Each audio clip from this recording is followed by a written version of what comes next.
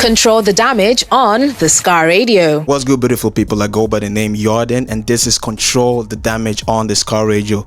It's a beautiful week, and like I swear, my energy is like through the roof. And I'm guessing everybody's trying to know what's in my head and what I mean. But I've had a lot of amazing guests on the show, and they're on my level. It says some of them I'm bigger than, or some of them are just on my level, and we have these conversations where I feel like I already even know what they're going to talk about. You get me? So right now I'm psyched. I can say I'm even fangirling or anything, bro. I'm just like boom, because they just called me. I was like, Jordan, are you around? There's somebody we have for you. I was like, what do I do? I actually wanted to bail, to be honest. I said, like, can I do this? Will I like freeze on the camera and stuff like that? But nah, I always take the challenge. You get me? That's why they call me Jordan. That's why they have me here to control the damage. You get me? So yes, I don't want to even like talk too much already, because if I do, we're not going to end this show. So I have an amazing guest. When I say somebody's top tier, God level, you get me? Like this man is like a legend. And why I kind of like I give myself like some classes of legends. You understand me? There's legends that do what everybody has done, and there's other legends that pioneer movement, and that's the kind of person I want to be. That's the kind of person I want to be in my own craft. And I enjoy and respect people that start something and do not conform to society or whatever rules they were set for them. And this person right here in this room, and I respect this person a lot, and I would definitely classify him as a legend and a god tier artist. And his name is Stanley Enow. Did I get that correctly? Oh man, you said that right. I'm so psyched, like, bro, like starstruck, because you're a star basically. So there's a lot of questions I would love to ask, and let me just break down what this show is about. Basically, I made this show for people like me, like young artists that are trying to start doing music or started already, and just to like expose some certain things and some secrets about the music industry, what to face, what to look for, and how to maneuver, because I know it's very, very, very hard being an artist, and it's hard for people to understand that, because we always got to put like a smiley face when you come on stage. You have to turn the energy up. You understand? Everybody, I'm always one asking everybody, are you all right? But nobody asks me, am I good? But it's amazing. You understand? I have to have this conversation with creatives as well as myself, and I learn a lot from them.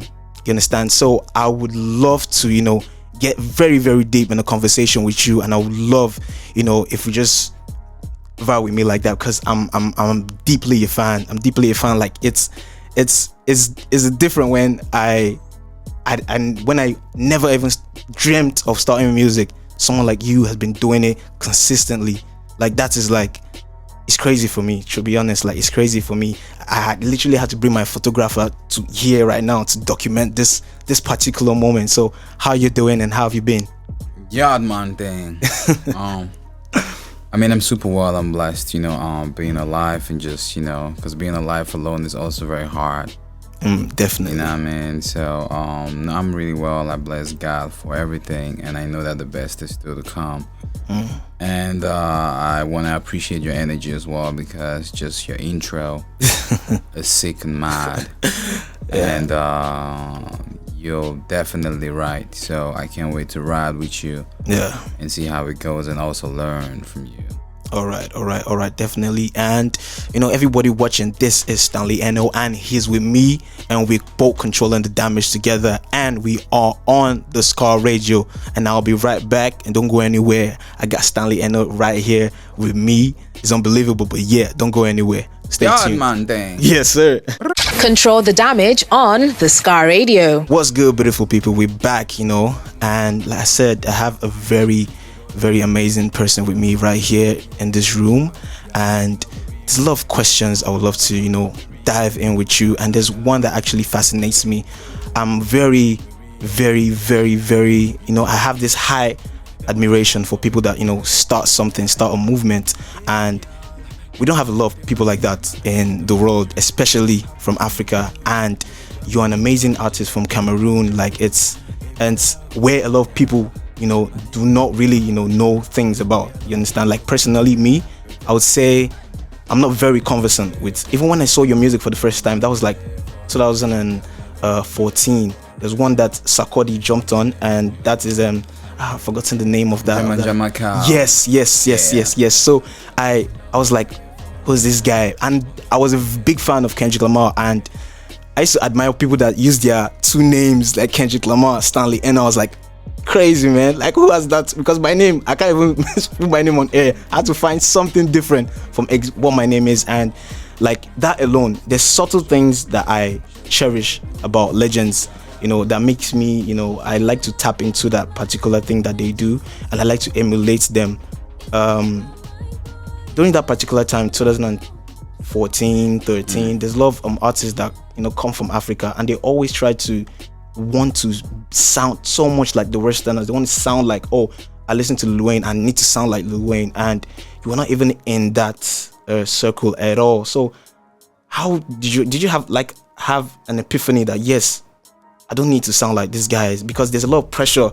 Even right now, there's a lot of pressure on people that do music. Let's say even if it's Afrobeats or just rap or just anything, there's a lot of pressure to do what everybody is doing. You understand? Maybe because of its easy money. But how did you start that movement? It was crazy for me because I was blown away. Trust me. I mean, I'm very blessed because I also learned from the greats. That is, in my country, Cameroon, I have a lot of references. You may not know them, but you have people like Racine, you have people like Era S, you have people like Joel Teague, you have people like Bantu Pussy, Tony Nobody, Ex Malaya, Crotal. Like, they may have not had international resonance, but they created the foundation of what that is really solid that we had to pick up on, but also try as much as possible to be original. But before my first hit song, Ampere, that is like an all-time hit in Cameroon, and in many parts in Francophone speaking Africa. Before that, I had some songs where I was really sounding like a Yankee rapper. But that was good for me, my friends in school, and a couple of girls that loved me. You know what I mean? So at some point, you get to a point where a lot of people just appreciate what you have, but there is still that thing where it's really not crossing and appealing to the everyday person. So now I had to make sure that I use a local technique that is speaking to your people from your soul with the language and the words that they understand best. So at some point you had to sacrifice looking for something that you call global sound, but that doesn't belong to you, because at the end of the day, especially with people that used to rap from Africa, it's super hard because we are all influenced by the US and great rappers like Jay-Z, the Lil Weezes, just a lot of different people, EPMD, MOP, Tupac, and Nas and all of that. So you go and learn the whole dictionary because you just want to sound like that, very clean, and someone was super educated, because you just want to use words to rhyme in the poetry and in the prose. So but at some point I had to just be no, how do I connect to the layman? How do I connect to the soul of someone that goes every day on a bike, on what you guys call keke, you know what I mean? How do they go back home feeling like your sound was a motivational something or piece for them, in order, not only for them to relate and feel elated, but to also be oh wow, and the content and the message that this guy is bringing to us oh my God, I sound like tomorrow is gonna be a great day for me. Today's gonna be a great day for me, and I'll come back home and feed my family. So I became a little bit of a sociologist that is thinking about how we could create impact in the minds of the people, staying authentic and being us, and also evolving or emancipating our people with the things that we know and master. Yeah. So that was my concern, and by God's grace, we just cooked a little bit of soup in the sound, and it became something phenomenal. For hip hop to become the hip hop song to become the biggest song for over for a couple of years in the country that has a lot of cultural sounds. And so I understood that the language that was spoken from the heart and that was also literally spoken was a language that the people could really feel and understand at that point in time. You know what I mean? Because all things also evolve. This is from what you've said. That's what I said. I look at artists like spiritual beings, like personally, and I see little things that I like about them. I want to learn and put into my life. First off, what I would talk about is how you didn't even ask, or you're seeking for something for yourself. You were looking at how you can impact into other people's lives. And I feel like that's a lot of things that new artists today do not have. Because when I talk to a lot of people, I'll be like, oh, how do you want to do this particular thing? Like, do you want to just do it because of like the fame, or do you want to like do when I'm like, I have a camp that I do recording sessions in, and I just like the fact that I could be able to associate myself around people that have like minds. Like, we're not just trying to make money off this. Yes, definitely the money will come, but we have our mind fixated on what our music trying to impact on this particular group. And another thing that you said that I really like that you said is time and season, because things evolve. Of course. Things always evolve. And that's where I want to come and ask you, did you ever doubt yourself for a second, or you were just that split second of concern? Are these people going to accept this sound? Are these people gonna take this the way I want them to take it? Did you have that? Because looking at everybody around you, they were probably doing this exact same thing, and you wanted to stand out. And it's easy for someone that wants to stand out to fail, because I've been in that situation myself. Like, I want to do something different, and first time, second time, like, it fails. I get laughed at, or because there's something I heard in a podcast sometimes, like, when you want to start something, you must have it in mind that you're going to look like a fool. So have you been in that position where you feel like, am I doing the right thing, trying to be different? Am I doing the right thing, trying to have this impact on society, or should I just do like everyone else and go for the money? Did you have that thought? Because I do personally, like, I do most times. I feel like, should I dumb myself down for these people? Should I take another route? Should I do this thing that everybody's doing to just get that 5 minutes of fame, so I can actually maybe do what I want to do and people will still listen? Have you been in that space before? I mean, as an evolved animal, you think like that at some point. Like, do you wanna fit in, or do you wanna like stand out and stand up? I never ever doubted when I wanted to really like kick off. Like, never. Like, the faith I had was what you call crazy faith, right? Like, crazy stubborn faith, like that Kanye West kind of vibe. Like, I just knew that this was like the end of poverty, the end of like day-to-day problems, so because I had already learned from the other songs I had that I was sounding like those guys.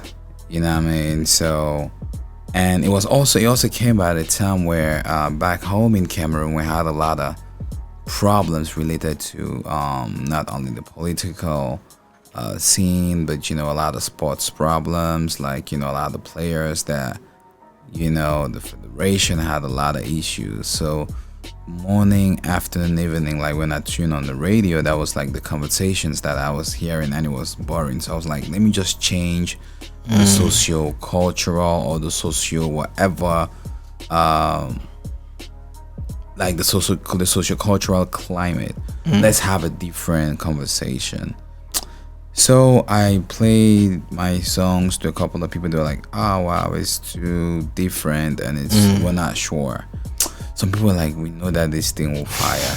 Some people were like, I'm not really sure, but I never doubted even 1 second, because I knew that was a get rich or die trying kind of situation, right? Yeah. So that's what really took me. That was the spirit I had at that point in time. So I was like, it must work. It must, So and yeah, but how far did it go? That's what amazed me, because God was like, yo son, I gotta reward your faith.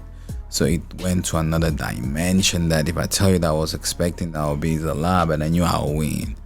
But how big I won was also a surprise for me. So we've been riding through that wave, and it also happens that along the way things may change, because humans change, humans grow.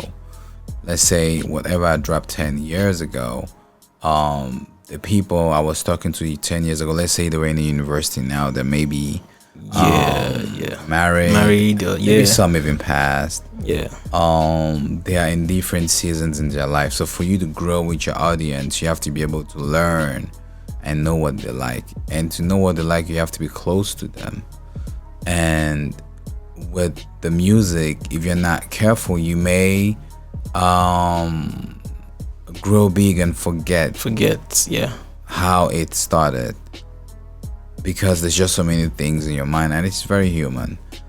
And you might even not even have a language that your core audience understands any longer, because there is a disconnect in between what you want to achieve and what they are also looking for, economic wise, cultural wise, ambition wise. So at the end of the day, it's very complex. But I mean, the blessing of every that an artist could get is to have that luxury of growing up with your crowd, you know what I mean, and also being able to speak to other generations, because 10 years ago it's not the new generation right now, the Twitter generation, the Instagram generation. Some of the older generation are also catching up, but there's a newer crowd that you have to speak to, which means you have to also adapt. Definitely. Or you find different techniques, but you must adapt at the end of the day. So depending on your objective, that's it. But to come back to what you were saying, the faith was crazy. Wow, that's amazing, to be honest, because I've seen what music can do, how it can change a lot of people's life, and how it can impact them. Sometimes a lot of people think some stuff that happens to them is definitely positive, but it takes like a crazy negative turn, because they always forget the reason why they're doing that particular thing. And there's one thing I really love that you do. You still stay, very, very close to your roots, because I did my little research. I saw this interview that you did on I think it's Google Voice Africa. Yes, I remember, and it was an amazing interview. I got to learn how you what goes on in your head, what goes on in your mind when you're creating these things, and how you inculcate the lingo, inculcate some things that makes even who you're trying to imitate will feel like this thing is better, this thing is new. And I don't know what's your creative process? I want to know that particular thing that makes you, you just go, yes, I want to do this. And what goes on in your mind when you're creating? Bring me a beat. I hear the sound. Boom. Create top lines and dope. And I'm going. But now, with things evolving, I really tried as much as possible to equip myself with a bunch of beautiful people that write. Yeah. Produce. Definitely. Some other ones, even when top lines are being sent, they have to check to see if we're not repetitive on the vibes and all of that. Because over the years, you can also find yourself saying the same things without really knowing, because you're in the studio and everybody's like fire. So it's a little bit crazy. So sometimes we just have to partner up with young creatives and people that can double check the work. Yeah. So that you can just stay in your zone and get as much help as possible as you can. Because it's a different season now. Unfortunately, there's a lot of fast food music, and that's just fast food music. but that's just the era of now. Yeah, that's just the era of now. If you don't play the game, it's kind of complex because nobody really cares about a body of work like that. I'm sure. Yeah, that's true. I'm sure if you just want to go to the rap scene, for example, people that used to listen to, let's say, an MI2, right? Or MI1, right? Yeah. I'm not sure they listen to the last project. Unless maybe is your core, yeah. Even the core is even divided because that's very, very true. There's no core. The world has changed. People don't really do core anymore like that, right? Especially in the urban music scenery, right? Maybe in the not the new alternative scene, but and the scenes of the people like the Richard Bonas, like the Hugh Masakalas, like the King Sonia days, like old music, like Talandre Marie, because those people are of that era where they were just used to, giving you like bodies of work. Yeah. And even up to now, it's still kind of hard because people, the information, the technology right now is just giving you pop. And attention span is very, very low. Yes, it's very low. Very That's low. Why you see Congolese people had this thing where they'll have like an 8-minute track. Yes. Yeah, definitely. But no television wants to play an 8-minute track right now because they say it's not international standard. Yeah. People go to the studio now, they want to do like, a 2-minute 59 seconds. Some TikTok songs or something, Yeah, 2-minute 59-second songs because they're like, okay, replay value. So, like it or not, times are really changing. And it's either you do music for you, your family, your wife, and your cousins, or you also kind of adapt, or you just stay to what you want to do depending on your objectives. Everybody knows what they are looking for. So commercial success today is like the competition is just crazy. Yes, competition is just crazy. Man, I really enjoy, like I'm just like a student right now. I'm a student, I'm just learning and seeing new things, actually, like hearing some things I've never heard before. And I just like the fact that you talking about time, season, and people evolving with the sound and the kind of sound we're having today. And you basically summarize the truth, basically. Like, this is just the truth. There's a lot of artists right now that do not want to put time and the work into, because I know even the kind of like marketing skills or the kind of marketing strategies that was back then is not the same as now. Like, everybody's doing something like crazy different. And like I said, man, I'm just happy that I have you on the show, and I want everybody to just keep listening to Control the Damage on the Scar Radio, and we'll be right back with more from the legend Stanley Enow. Control the Damage on the Scar Radio, and we back. I got Stanley Enow with me in the building, and he's already humming his his hit tracks already. You get me? He's jamming with me right now. Yeah, so we have the legend in the building, and I don't have any words but amazing. He's been amazing, and I have like crazy questions to ask I have crazy questions to ask. There's one thing I wanted to, talk about, which is that's the way you started. The way you started collaborating with other African artists. I really love that, to be honest. And I want you to, because it's kind of like the hard part, because it feels very easy from an audience point of view. Yes, he just got Davido on his track. He just did this. He just did that. It's very easy from the audience point of view. But when I entered into the music, I now knew that even to feature my own friend, that's good. Even if it's my brother that's in the music game, even if they like your music, that's crazy. And you didn't just do just Nigeria. You didn't have any favorites. You just wanted to work with, you just wanted to collaborate with who you could.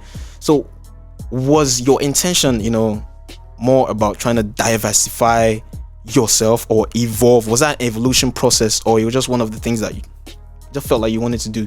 Nah, it was more of diversification, because Captured Home, caught attention of other nations and other capitals. The logical next thing to do is to try as much as possible to diversify or cement the momentum that is being built in this different nations. So super being blessed. I won a couple of prestigious awards. For example, the MTV African Music Awards. And the first Cameroonian to do that. That's amazing. Yeah, so, and that was even our first nomination ever, I guess. Yes. So, so it opened a lot of doors, like other creatives that, I've been watching too on TV, got to know me. So it was really, really wonderful. And I think that helped a lot to just, open more doors and create links, to make music. But I wouldn't say it was the easiest thing to do, because there's a whole process. With timing. Even talking to you right now, there's one guy that I promised that I have to do a song for him, and that's my brother Chicks. But I haven't had time for like 2 months, and I keep on calling him. I'm like, I'm sorry. I'll do it when I get to here. I'm sorry, because I know his, but it's just the schedules that are crazy. Yeah. I understand. And so it's not an easy process, but it depends on, the understanding and the respect that the other artist has for you as well. Definitely.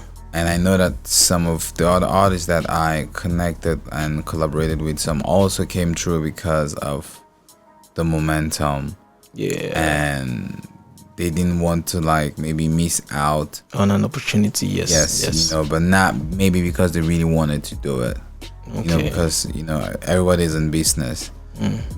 So there's just a few of them that really wanted to do it because they've had time to sit down with you and they want to connect, and they think you guys can create music. So some other cases were very, very, very different, but it's never been easy, working on schedules. If somebody tells you that it's easy to work with somebody that doesn't live in your country, man, because always flights are involved, logistics are involved, time is involved, working maybe with different directors that are different from the directors that you're used to working with. So it's just different scenarios. I know that I've worked with so many people, and I'm grateful for every other experience and learning. I know what I don't want, I know what I want.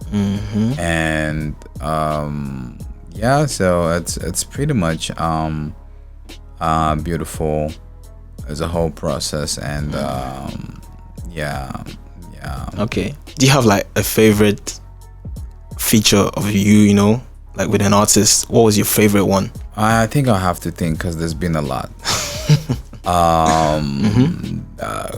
Many of them have been very interesting. And I respect all of them. For example, the one I did with Davido was super interesting. We started recording in Baltimore, that's in America. Started in Baltimore. They were recording, I think that was 2015 or I don't know, 16 or something. They were recording. It was like few minutes before a show. Oh, So he started recording, and then a lot of people just came into the room in which we're recording. his guys, And like so many. bro, that's Davido for you. Yeah, so they came, like just so many. Only noise that they were making. Number two, we had to just push it because we had to go to the show. Sure, yeah. So, and I was performing. I was on tour with him in the US by then, and he had to leave the US and go back home to Africa because I had a show in Mali. Oh, So from Mali, we reconnected back in Boston for another leg of the tour, and we went back to his house in Atlanta. That's where we did it. wow. Like, And as we're recording, some other people were just there making noise. So he was like, you guys should calm down. Not make Stanley swear for you, or like, you know what I mean? this was for you That was in just very French. funny. So yeah, so we shot in. I mean, we made the song in ATL. I had to send it back to Cameroon to my sound engineer to make sure that he mixes the vocals and all of that. And now we left America. We shot in South Africa. That's the whole process for one song. Man. You know, One song. we shot in South Africa, right? And we had to go back to the US to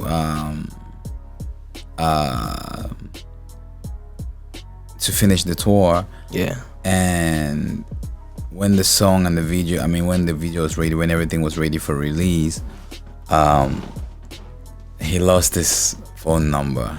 Oh. So at some point it was like kind of hard also, like having like, you know, having a new number. It was like crazy, so the communication became a little bit very slow. I had to fly back to South Africa to catch him on another event. Wow.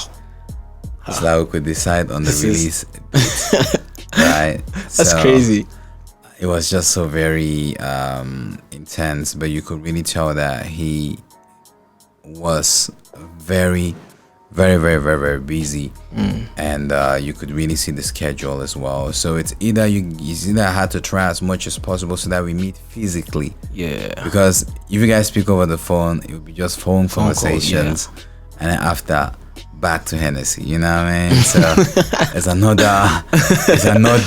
Yeah. And, it's another process. You know what I mean? So it's crazy. It's crazy. So that was one of the collaborations that was pretty much very interesting. That's why I really mess heavy with him, because all the times we interacted great, but you could really tell that the process was a lot because of just so many people or times and events.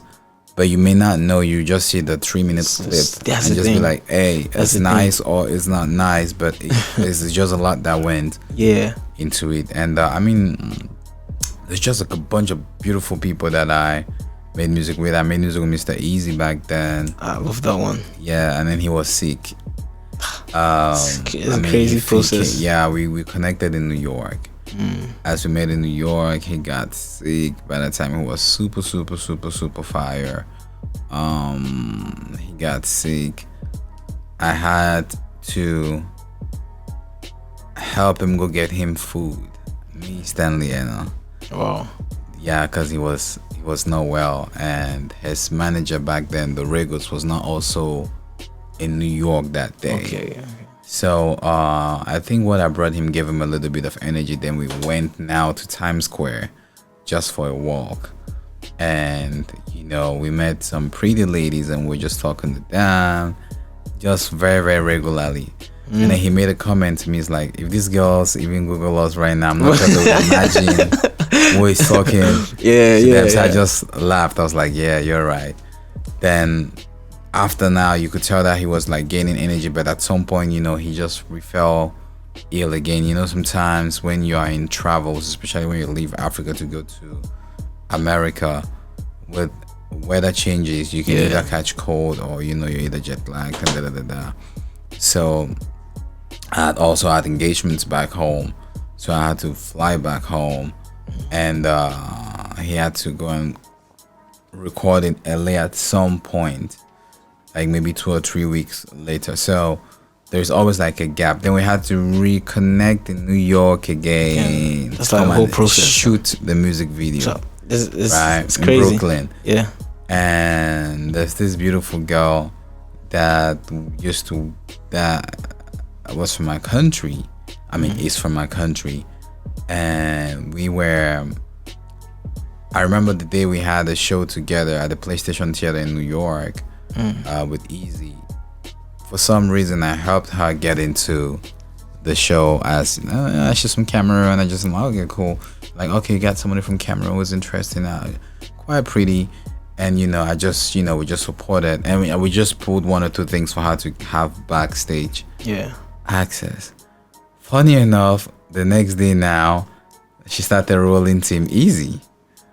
And when we're shooting the video, she was the one instead giving us time to come and shoot the video. Like, when are we? I did not understand the whole process, so she already had switched. Yeah. I was like, oh wow. Wow. So it's just so many stories of how things go, and I'm like, oh wow, okay. When are we coming? I was not understanding the we part. Then I was like, so it's just so many. It's just so many beautiful stories behind collaborations. But I also enjoyed the one I did with Fuse on Alamu Day. We did it in South Africa. And the day we were doing it, we had to shoot the video that same night, and I was in a situation where I just lost one of my most GRS siblings, and it was it was a very tough moment for me, but I couldn't call it out, because at the end of the day I was like, even if I call it out, I mean, it's done. So no, I think I mean, that's my favorite, one of my favorite big sisters, and so she passed in Paris. So the day I was flying to South Africa to go and do that collaboration, her cups was also coming back to Cameroon. So literally, as I was passing to end of the flight, I was seeing the cups being as it comes in the cargo. And you were going to a show.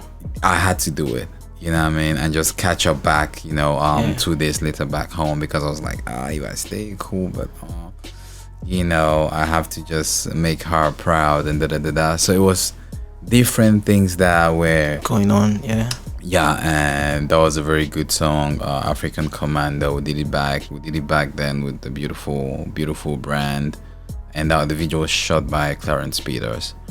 And so we've been doing, so it's not to really say it's difficult, but it's just saying that all of these things have like stories behind, so it's like stories that when you think, it becomes a little bit, you just laugh and be like, oh wow, that's beautiful. This happened. Yeah, there's some that you want to do again, there's some that you don't want to ever do again. But like I said, 80% of those collabos I did was based out of like business opportunities. For me, it was more like to diversify by other people, because at that point, when you just win like a big award, like you just won, some people are like, oh wow, maybe we want to like just solidify our position in this market, and and so it's for different reasons. And but it's always great because it brings nations together, it brings people together, it brings cultures together, and that's why you see what is going on is going on. It's just amazing. Like, a lot of people will never even get to understand, because I don't think you have like talked extensively about this kind of processes that goes into your records, because I'm not even sure I've ever done, to be honest. yeah, and everybody just thinks that you got this person in the studio, you made the jam and you put it out, sick. Nobody actually do know what the person is going through, and I don't think you're the kind of person that likes to be on that social media to tell. Are you that kind of person? No. Yeah, so it's because I'm not, to be honest, I feel like I wouldn't even be on social media that much if I didn't do music, because I feel like right now, for like us younger generation, is one of the keys to actually promote your music if you don't have like proper labels and or the money to do it. And now, like, the processes that you just said to me, man, is just, it makes me kind of like, bro, this comes with the territory. Like, are you ready for this? Because a lot of people think that the work is done when you've blown. A lot of my people think that, like, oh, once you just get heard, once you get some numbers up, once you just get some awards, and it's easy from there. It just gets hard. Like, see the processes that goes into making a song.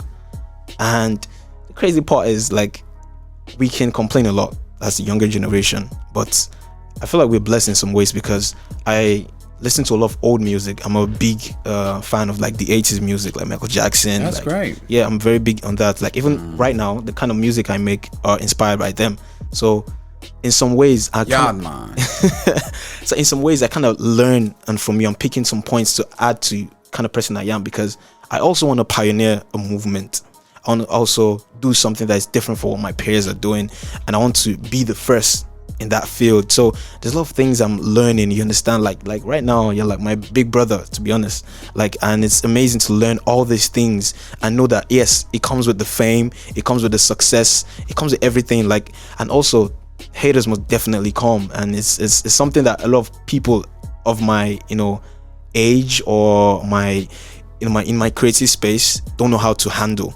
Because I'm not gonna lie, like, if you're watching this, like, I'm telling you straight, the newer generations, we are very, very sensitive to a lot of things. Like, it is what it is. I can't lie, because I've worked with a lot of people that are my age, and once you just tell you one or two things, and they'll just be angry, and all this, I can't blame them, because most of them kind of like blew up with social media, so they have not been outside, because all this stories and all your experiences are more of like outside and in the field, and it's amazing. It's amazing to hear the stories and to hear how you've been through it, and the whole thing. I'm just learning, to be honest. And I'm definitely sure a lot of people watching and viewing this learning a lot too, because this guy right here is God tier, and is too amazing. Trust me.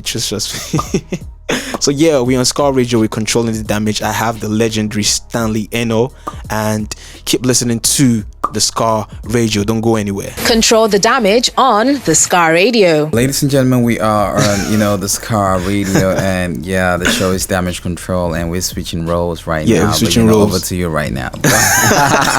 we're like the FIFA commentators, right?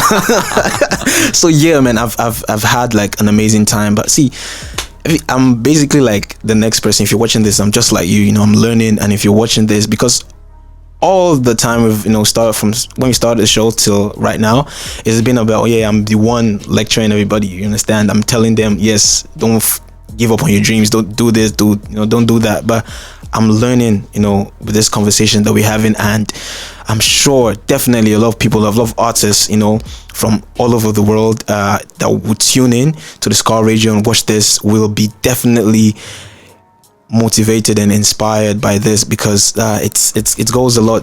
There's a lot that goes into creating or being a creative, and nobody actually knows. Like, we just had a conversation of how he recorded like a song, and how many like the whole process is just crazy. Even I've not experienced that yet, and the process is very, very crazy. So there's one thing I like to, because I love to be around the older generation. I like to like learn from them. I like to just stay around them, pick one or two. That's why I even listen to older music. So you should like girls your age, Huh? No. I like older. You understand? Oh, wow. So yeah, it's I just like to be around them, you understand? I just like to like learn, like, or because I feel like if I put myself in that circle, I will be able to not make a lot of mistakes, or when they tell me this, I already know probably like the consequences, because I know I have coconut head, you understand? So I will just know the consequences for my actions. So I love to learn get new advice, get new, kind of like new insight into some topics or some things when it comes to like the music business and the music industry. And one thing for sure, I'd love to know two things actually. First one is, what do you think about the newer generation? What do you think, like, do you see some things that you think that they can do better, or they should put their focus on? Because right now, I'm not gonna lie, I think I don't know about before, but before, I've said it on the show before, a lot of artists, before, it felt like somebody can just drop a music, you just drop your music, and you don't really, if your music goes off, your music blows, or your music just skyrockets and just go off, like, you don't really care. You just care about yourself, that yes, my music is good, people are listening to it, thank God, and whatever you want to do with the fame, you do it with the fame. But right now, there's a lot of things, like, you can have the best, a good music that's on the charts, and you're thinking about being number one. Like, there's too much competition going on. Even if you're winning, it doesn't feel like you're winning, because you feel like in 2 weeks someone's going to take that spot. Like I don't know whether the older generation face that, but me, I'm in the music industry, and I see these things, you understand? And it kind of makes me like I feel like a lot of people are focusing on the wrong things, and I want to know from an older person that have been in the business way long, to know that yes, if some things are going wrong, or maybe it's how it has always been, or is right, I don't know, like, that's what I want to know. In this life, too, don't be people's fathers. Yeah, true. Don't school people on how they have to do their things. Definitely. If you're being asked, you can always give suggestions and orientation, but to be honest, let people just be free and do whatever they want to do, because it's their life to live, and it's their regret to regret, but it's also okay to chip in. So I wouldn't really be part of those that are gonna be like, oh wow, the newer generation, because myself has to consider myself as a learning being. Yeah. Like, I don't want to also sit on the accolades I've had. That's past glory to me. You know what I mean? So how do you use it? Yes, to leverage and move into newer spaces, embody your greatness. It's very important, because when you already get into the space of a teacher, it becomes a little bit complex. Maybe as a preacher, yes, because you have to learn to preach. You know what I mean? Yeah. So for me, I believe that the younger generation, the younger crowd, just has to make sure that they're safe, educate themselves a little bit more on the business. You know what I mean? Don't blame your manager for everything. You got to know yourself, what's happening. You know what I mean? Don't know. Try as much as possible to learn, so that you don't want to be like, oh my God, that was yard, man. That that put me in some deep mess or something. Yeah. I have to make sure that I am in a position where I can equally be accountable for some certain things that don't work proper. So I think there is nothing to add. There is nothing to change. The younger generation is just doing what they're supposed to do. Then what do the older people have to do in that case? It's also to learn from what is new, and definitely own it, because at the end of the day, there's always an old sauce that really makes the magic. You know what I mean? So it's just let everybody do their thing, and so far as there's respect for craft, the audience, the people, I think we are pretty much very good. You know what I mean? Yeah, that's basically wisdom right there, because it's very easy to clown, or like the efforts of, or the kind of wave the new generation. We can easily say, oh, it's because there's the use of social media and stuff, that there's a lot of things. There should be. Yeah. So it's amazing that you have that perspective on how. Yeah, because I don't want any of my kids to grow up and struggle the same way. Yeah, exactly. Like the analog way. Yeah. The digital way is the way. Make it, and make the money, create value, And yeah, so yeah, what you talking about, man? So would you like to, collaborate with newer Of course, creatives like of effing course. What you talking about? That's amazing. Those are the people you want to work with. Yeah, but I don't know, like it's kind of like it's kind of like parallel in some ways, because I feel like a lot of younger people want to work with older people, and like they don't want to work with the same, like they just want to work with some, because I feel like it makes them feel like, I don't know. Check if I'm just using my assumption or the way I see things, because yes, I'm not too deep in it, but I feel like the younger ones that actually have like an older head over them, they do things with more precision, and they do things like they kind of like, I don't know, go far, because I'm just using, let's say, for the Mavens, for example. You understand? Yes, there's a budget, there's budget, there's everything all the resources that they need, but they still have this people that they call probably like the father or father figure, or probably like a godfather or something.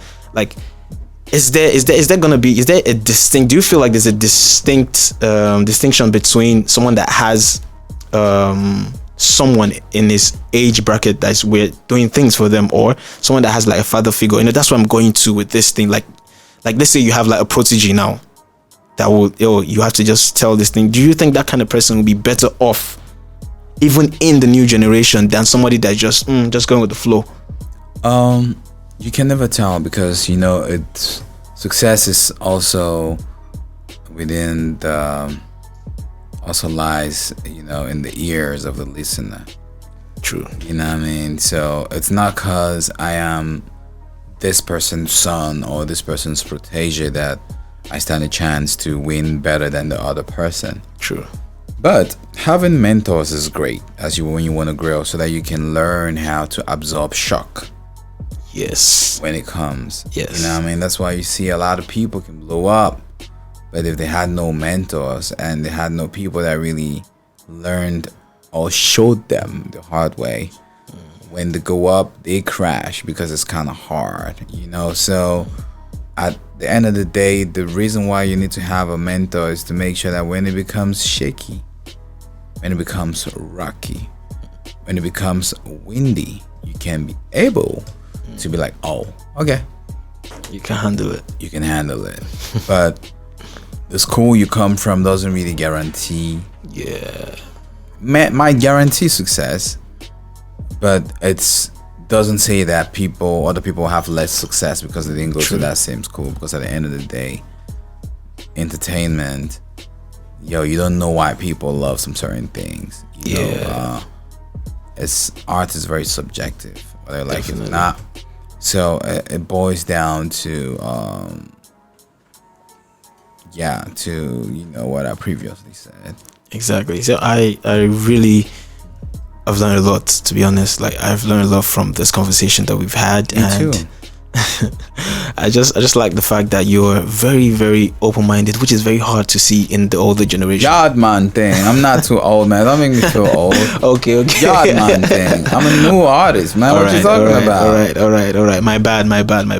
Yeah, man. But nah, like, do you know, like, the thing is that fascinates me is the consistency that I see that you guys have, because I'm in this younger generation, and it's like, man, a lot of people get tired easily, or they complain a lot, and it's just what it is. But the kind of fire that all these guys have, like from you, Davido, Whiskey, like, they're still doing it, and they're still consistently doing it with the same energy. That always blows me away. So I would definitely love to know what keeps you. You understand? What keeps you pushing that kind of energy? You want to push the limits, because we are in a frame of mind where, personally, I'll speak for me, I'm in this frame of mind where I believe that I haven't really achieved like even 1/4 of the returns I'm expecting from being somebody that is known.